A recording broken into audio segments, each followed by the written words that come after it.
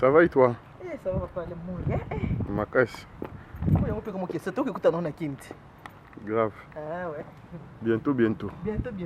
Parce que nous va octobre kalaté art.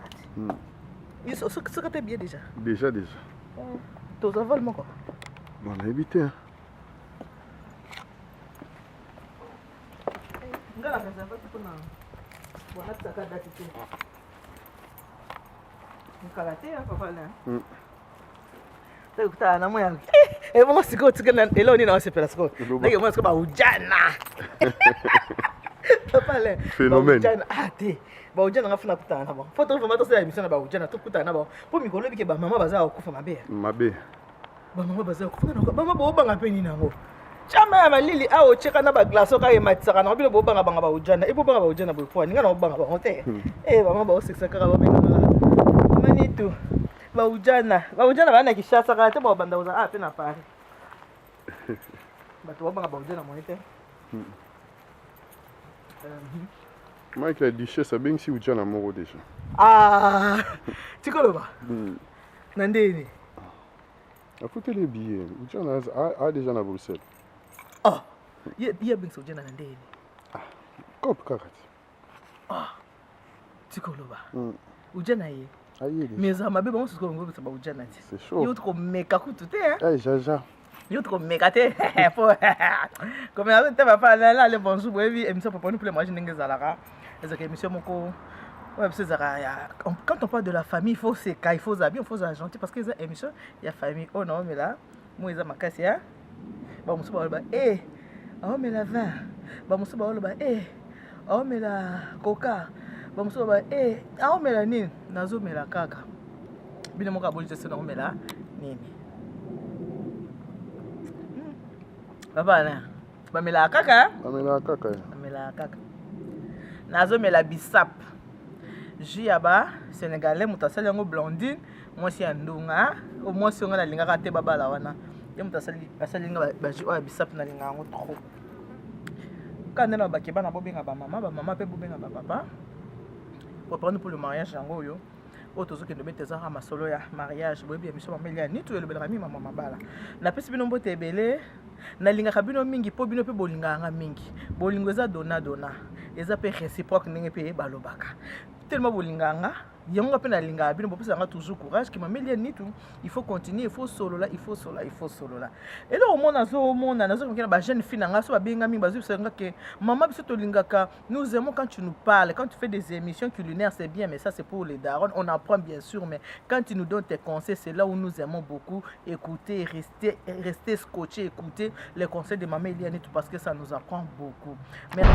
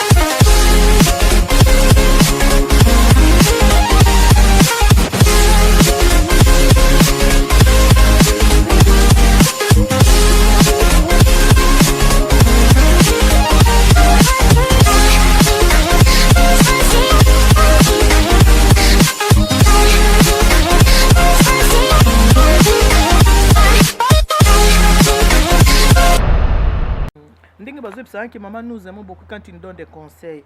Ça, c'est bien, ça me fait du bien. Quand je vous donne des conseils, moi aussi, je vais vous demander de mettre tout ce que je vous dis en pratique. Peut-être tout ne sera pas bon, mais il faut quand même voir. Donc, si je dis 100 mots dans les émissions, ça veut dire qu'il faut me prendre 98, hein. 98 mots, il faut le prendre et rejeter au moins 2 parce que je ne suis pas parfaite. Il y a qui dit qu'il fait des choses parfaites. Donc, un être humain ne peut pas faire des choses parfaites. Donc, par là, je vais dire ceci. Batu oyo dans ce le makambo oyo etali makambo etali WhatsApp oyo babengi WhatsApp oyo biso surtout toyebi WhatsApp.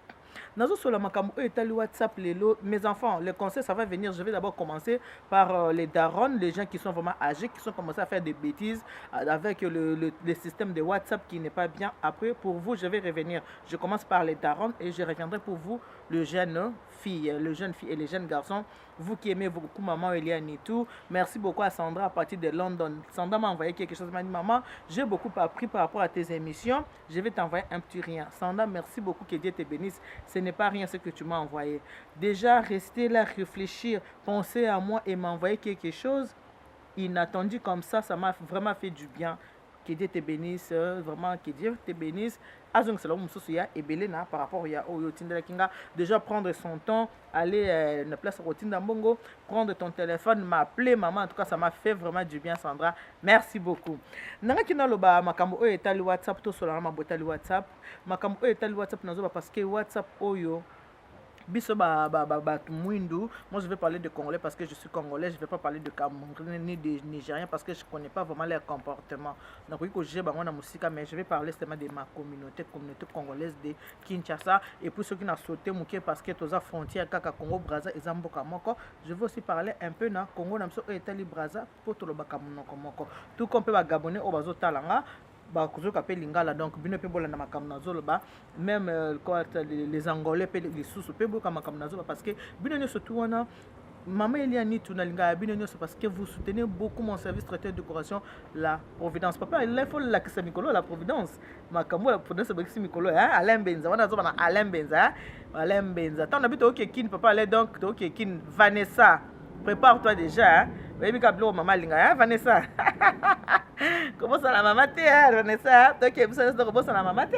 Maman ça va te bela ça va donc Vanessa à bientôt kala mingi tendo biso to sani to si manzela tozo kende photo kende Vanessa faut kende parce que ce ko tikali papa le temps akeli mona ba ujana na okanga ndenge nini Vanessa donc il faut ça na biso na bande ko lo makambo o etali wana boyika na Vanessa donc madame ya papa Lembenza bino babaka papa Len tout monde papa Len tete yo kaka na voix ali bandi le ko adi londolé donc moi c'est comme Vanessa on passe le ko ujana ce ko tali ujana rada papa le kuta bezo le ko ujana te Vanessa déjà zaka ujana déjà na bande ko lo makambo o etali WhatsApp.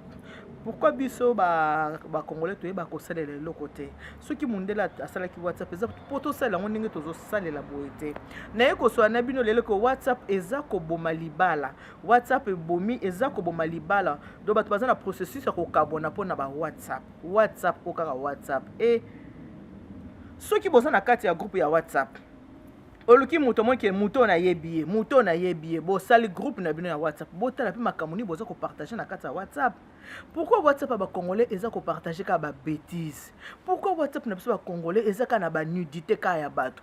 Ngai na nkolo ba boya faut qu'on continue émission. Soko yebi ngai kotindela ngai ba image ba nudité ya bato te na tondi nango na téléphone na ngai mama moko uti mikolo yo ko sala ba makamu na ye ami panzie moko ami tandilo ko makaya bazo sala mutu bazo sala makaya bo bitoyo bazo sopela ngo mungwa natali mama wana natali mama makamu so avant ko sala foko tala yo moko mitali nanu ata babito juger te na ye ko juger yo te mama po sala ki ba posa motema na yo omi sepelisa ki obe yo moko makamu na etali ngai te eza makamu vi na yo menaza quand même ko po ekomi pe na téléphone nanga bato babengi nga bato batininga ba image mama ile nitu bino bato bosaka ba émission tala mama obo c'est vrai to saka ba émission mais so botali bien nga soki likambo moko eleki na communauté bato belé balobela nga mama nitu na lobela yango te otali ki likambo yo tala mona mutu lobeli yango mutu lobeli yango bato babenga mama nitu tala papa moko abomi bana na ye na nini na États-Unis na sina mona kinde konanga Clémence Show asala kango deuxième émission le ko la maman Clémence Show asala kango émission ça suffit déjà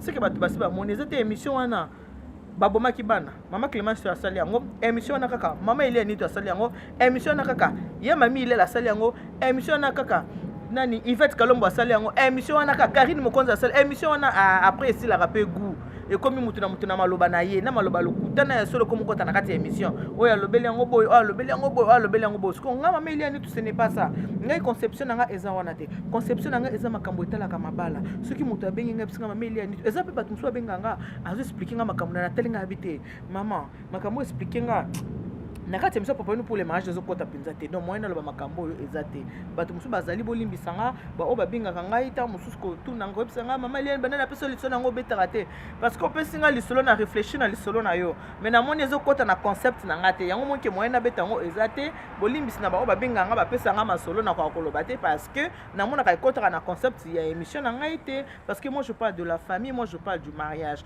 nga na saka émission moza éducatif donc je peux me permettre que ça ba n'importe quoi pour excuser pour n'atteindre n'importe quoi il y a bien monsieur kozala bien te na saka émission na pasteur moko boy kaka ba pasteur ba binganga non maman ça ne t'honore pas non maman pas ça toi tu peux pas faire ça tu ne peux pas rentrer dans ces choses là tant peu Nathalie ba pasteur pas ce conseil na sani natiki ko ça sous émission na bato muso na ko ça bango o nga mona mona ke na ko sala comme photo ka conseil to na moni ba mikolo ba binga ba bisinga ke non bato wana yo ko sala kana bango te bato no ko sana sali nini natiki kaka pour moi na sala ezati pa bi mona malamu asala nini ayokaka pe atosaka lelo tozosola makambo ya WhatsApp na kobandana na nga moko soko oyebi ko yebi ngai kotindela kanga bafoto ba nudité ya batu te na boyi yango na motema moko bible yango mo elobi ke mwana muke akomi komona bolumbu ya mukolo te batu mosu kotinda moto aza mukolo bana mike baza na kati ba WhatsApp on bozo kotinda ba image ya mabe mais yo soko otali image batindeli yo eke omoni image na sepelisi banda kotala ngo en boucle yo moko otali sepelisi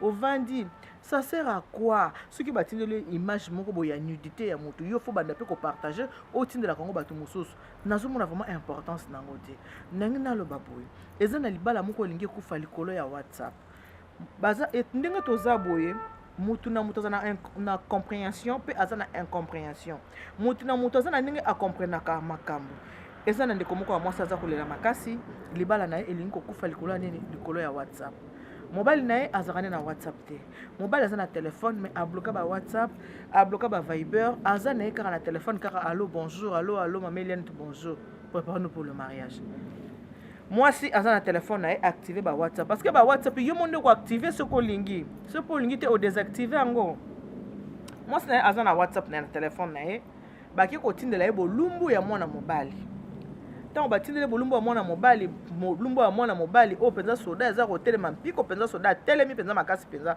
onde mutu alingi penza tira zolo kaka munduki eza pingana sani na beta masasi toza mikolo bo comprendre ndenge nini na lobi boyebaki bana o baza koto miko bayebi lingala makasi bana na biso o baza bayebi téléphone makasi bana na biso o baza awa basi bayeba ata ba terme mususu tozoba bakoma na bango comprendre mais tolo bango kaka na ndenge ya kimukolo ata ba comprendre au lieu tolo bango na ndenge ya tout droit batindele image ya bolumbu ya mobali moko soda penza telemi penza makasa zolo kaka mundu ki asa nini attirer tango batindele image wana mama avandi ndenge ezalaka zotala amoni image atali image ya seki en tout cas vraiment bata WhatsApp ne bazalaka alexis mobali na bi yakotala mobile nini ngwana bi moi ete WhatsApp ya kotala ka makambo tinga na WhatsApp mobile ata bakutaka soda cha atelemi avimbisi mo soda avimbisi penza ko elongi penza azoluka ka masasa wana betango wapi mobile na ya moni bombali na bi chancha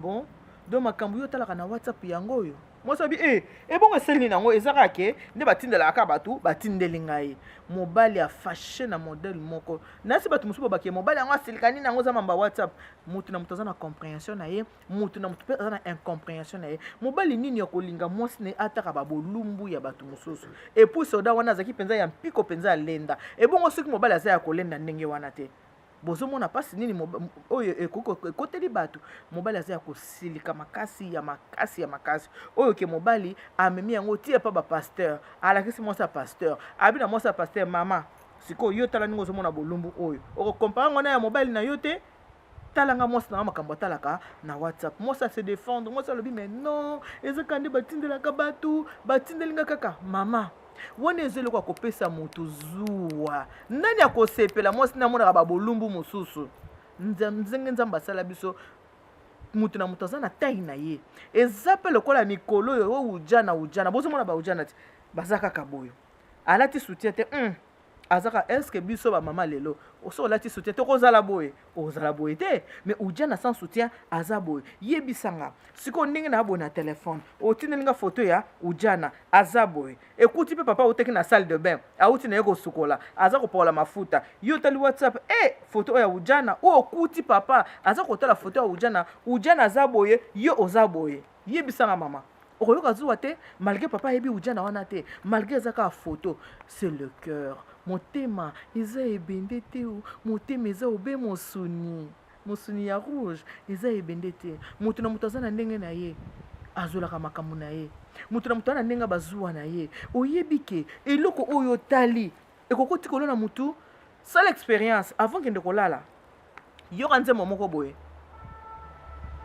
ya église te koyoka papa ale moloto ta volala yoka papa wemba avant kende olala koyoka na papa ale moloto te yoka na papa wemba kende na pungi lala na pungi na butu soko olali obanda olotaka makambo oyo omonaki avant olala makambo wana ebanda ozongela wana mutu soko oyokaki nzembo ya papa ale moloto ntango mpo kolala okobanda kolanda mpe okoyoka nzembo papa ale moloto eza na mutu mpo ntango tokenda kolala makambo mingi tokomaka o nalotaki boye namonaki boye mingi ezaka nango bavision te mingi ezaka makambo opasaki na journée etikali yo na mutu ntango olali makambo wana mpe esali nini na heure ya repos ezongeli mpe na mutu surtout na heure ya kolala yango bible eloba na biso ke moto alala na kanda te mpo soki olali na kanda na se ya pongi olekani okei avant ya kolala soki obandi kotala kaka na bapoko wana avant oketya motu na mbeto otikata mosu na 2 heures du temps 3 heures du temps mpo okende kolala banda koyoka kaka tala kaka ndenge nauti opesa bino exemple sikoyo ya bamusike toki kaka na musique tout comme mpe tokoki na théâtre tala théâtre moko ya banigérien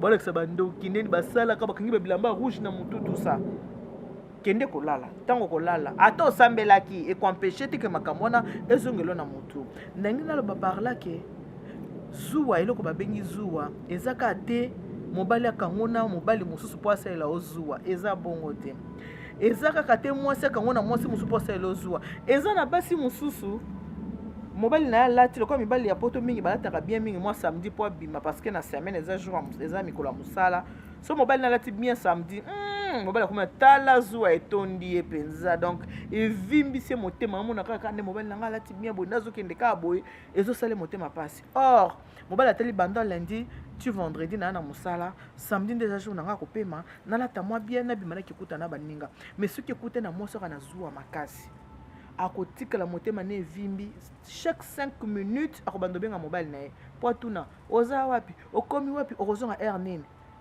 contrôle di ya quoi di ya jalousie akobanda kocontrôle na ndenge wana eza mpe lokola mpe mibali mpe mwasi alati kitoko nayaki église yo mpe église na bino wana surtout soki akendaka na ye te yo mpe église na bino wana ozokende bo ero ozonga aire nini ayebi ke mobasi nandeki ayaki église na 10 heures na 13 heures faza na ndako tokoma midi 30 mpo so moto akende église atya telefone na vibre kaka gru obi naboka liste ntango otamona kaka mobali moto azobenga otali me mayebi ke église asila à 13 heures pourquoi parce que jalousie etikalaki na kati ya motema ntango yo olataki kitoko bimiki ye atikala zoma mwasi moto abakana so na mokili te aexistaka te nzambe kutu asala biso aza na zuwa soki amoni ke yo ozokipe te ozotya mabolongo te mpona kobondela ye te ozoreconnaitre te ke ye aza créateur na yo ou bien ye aza papa na yo nzambe kutu azoyoka zuwa satan azoyoka zuwa mpona nini yo olingi kaka nzambe olingi ye satana te azomona ke non ye asalelaka nzambe po tika nakende kotante ye natante ye mpenza pourkui alinga nzambe ni wana olia alinga ngai satan ebongo boni moto mokili oyo nzambe asali azanga zuwa non tout homme est jaloux moto nyonso azaka jaloux moto nyonso azaka na jalousie na kati na ye tala sikoyo yo batindeli yo epuis na bino bato akotinda je condamne mingi bato akotinda oyo balinga kotindela bato baimage nga kutu botindelaka nga baimage te nalingaka te na boyi boza koboma mabala ya bato sans le savoir yo soki omonaki bopilikini kwana esepelisaki mama talango kaka yo moko soki okosala lokwa mama wana asalaki wana babaki soki soit disant mama paster ndenge ye moko asalaki makambo na ye ake nango gauche ake droite ye mo amitani yo nde moto awasabimaka ya babito bazobokela yango munga tu fais ce que tu veux mais balobi te ke yo lokolo otalaki esepelisi yo bande kotindela bato tala siko problème mwasi azo na kati ya ndako aliba likolo ya whatsapp okomi kaka te il faut ezaka mais il faut ezala kaka nini ezaki whatsapp batindeli mutu yango wana soki omoni ke mobali no azala na ba WhatsApp wana te mama désactiver WhatsApp na téléphone na yo boye bango ki biloko ba WhatsApp oyo eza koboma mabali ebele pe lelo nazwi mpe ba coup de fil ya bato oyo baza kosala bolingo na WhatsApp mwasi aza na Kinshasa mobali aza na Poto bolingo na bango zoleka kaka na ba WhatsApp oyo c'est satanique c'est diabolique eza mabe eza vraiment mabe makambo na yaki na toswa na bino lelo yango wana parce que nalobi non trop c'est trop surtout moi so abengi nga lobi ke maman Nitu s'il te plaît lobela makambo po bato mosuku kokomela bango je n'ai pas déconné j'ai rien fait eza kaka ndenge bato batindelaka bato babiloko na WhatsApp ekoyi mpe na WhatsApp na nga ntango namoni kaka bolumbu wana nakamati na kisi mobali na nga na ndenge ya koseka mobali na nga asiliki ndenge nini nakende otala bolumbu ya mobali mosusu alobi fo ezala kaka aza makangu na nga mais eza makangu na nga te nayebi ye pe te est-ce que sozaki makangu na nga nayangaki nalakisa ye vraiment bolumbu wana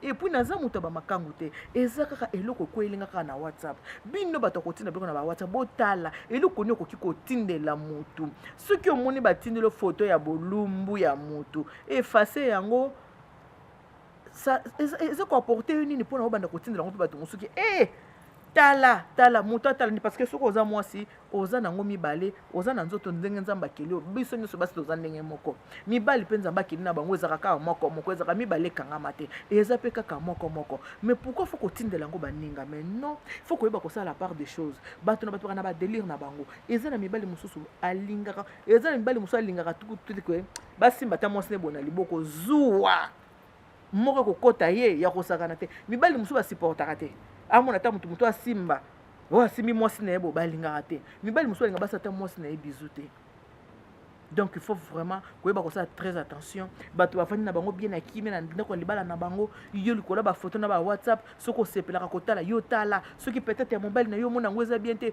bande kosesoulage na oyo wana yo omonaki basala yango yo moko n'en va pas kotindela baninga te mpo eza bien te etalaka babolumbu ya bato eza bien te bandeko ce n'est pas bien eza malamu te sikoyo na kikota bino ba jeune fille le jeune fille vous les jeunes, vous devez aussi faire très attention avec le WhatsApp. Pourquoi vous vous filmez, vous envoyez à vos copains? Ce n'est pas bien. Arrêtez de faire ça. Vous vous filmez, tu t'entends de filmer tes seins, tu t'entends de filmer ta partie de ta nudité pour envoyer à ta fiancée. Non, qui t'a dit qu'aujourd'hui vous êtes fiancé, demain vous pouvez vous séparer?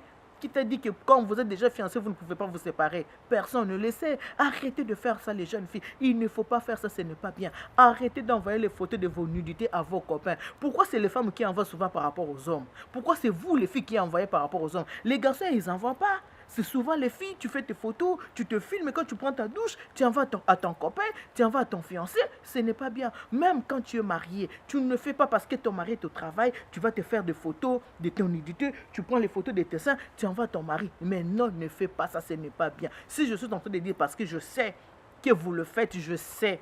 Il y a un garçon qui m'a appelé pour me dire « Maman, mais c'est ma femme, je suis avec elle à la maison. Pourquoi elle se permet de m'envoyer des photos de ses seins comme ça, de sa partie de sa nudité? Je vais faire quoi avec? Si elle envoie à moi son mari, ça veut dire qu'elle peut aussi envoyer n'importe qui. Elle m'a envoyé, c'est bien. Et moi, je laisse aussi mon téléphone. Il n'y a pas que moi qui touche à ce téléphone-là. Parfois, il y a des neveux et des nièces qui viennent à la maison, qui prennent le téléphone, qui sont en train de jouer, qui font leur jeu de mon téléphone. Et s'ils tombent sur ce genre de photos, regardez. Toutes personnes ne savent pas dire des vérités. Il y a les hommes qui ne savent pas parler à leurs femmes. Il y en a beaucoup. Il y a aussi les femmes qui ne savent pas parler à leurs hommes, à leurs maris. Il y a des hommes qui n'aiment pas parler aux femmes parce qu'il y a des femmes qui n'aiment pas des reproches. Il y a des femmes qui n'aiment pas qu'on les dise des choses. Maman, jeune fille, arrêtez, s'il vous plaît. Arrêtez d'envoyer les photos de nudité à vos copains, à vos maris, à vos fiancés. Ce n'est pas bien. Le mariage peut se casser à tout moment. Si le mariage se casse, toi qui envoies plein de photos à ton mari, toi qui envoies beaucoup de vidéos à ton mari, quand il sera ex-mari, par rapport à la colère, si vous vous séparez, mais il peut aussi publier, on ne connaît pas, on dit que le cœur de l'homme est torturé, on ne connaît pas le cœur de quelqu'un. On se connaît seulement par le visage, on ne connaît pas le cœur de quelqu'un. Pourquoi vous faites ça? Arrêtez de faire ça parce que moi je suis né ici. Ben, ça fait quoi? Non, c'est ton mari, c'est ton copain, c'est ton fiancé. Oui, on ne connaît pas le lendemain. Ça peut arriver que vous vous séparez. Et si tu es publié sur Internet, tu vas faire quoi? Bon, même si vous ne vous séparez pas, toi, tu prends des photos comme ça sur ton téléphone. Si t'arrive d'avoir des visiteurs à la maison, quelqu'un te demande, est-ce que tu peux me donner ton téléphone? Je vais passer un coup de fil. En passant les coups de fil, il y a les gens qui sont curieux, ils commencent à aller sur WhatsApp, sur les galeries, tout ça, ils voient des photos. Ils s'envoient ces photos. Ils gardent les photos, ils commencent à te faire des chantages. Si tu ne me donnes pas ça, si tu ne fais pas comme ça, je vais te publier. Tu vas faire quoi? Tu vas faire quoi? Arrêtez les jeunes filles, s'il vous plaît. Vous avez l'habitude de me dire, maman, quand tu nous dis des choses, nous faisons ça. Oui, s'il vous plaît, arrêtez de faire ça. Arrêtez les jeunes filles. Ne faites plus jamais ça. Pourquoi et les hommes ne le font pas? Les hommes ne font pas. Les hommes savent comment protéger leur nudité. Mais ce n'est pas comme vous les filles. Vous les filles, vous êtes là seulement tout le temps, c'est des photos de ta jambe. Non, c'est un fiancé, il ne t'a pas encore épousé. Il ne t'a pas encore épousé. Ne crois pas qu'en envoyant les photos comme ça, tu vas l'exciter, je ne sais pas. Non, tu es en train seulement d'exposer ton corps. Le corps d'une femme, c'est le temple du Saint-Esprit. Il ne faut pas l'exposer comme ça. Ce monsieur-là, tu habites avec lui, non? Alors pourquoi tu lui envoies les photos de tes seins? Pourquoi? Pourquoi? Ce n'est pas bien. Ce n'est pas du tout bien. Arrêtez. Arrêtez de faire les choses comme les darons et les darons. Les darons et les darons, surtout qui? Surtout qu'il y a téléphone Android. Les darons et les darons. Les soldats n'ont pas de sucre. Il faut s'appeler Kaza Congolais. Regardez cette dame-là. Maman a besoin de tout le monde.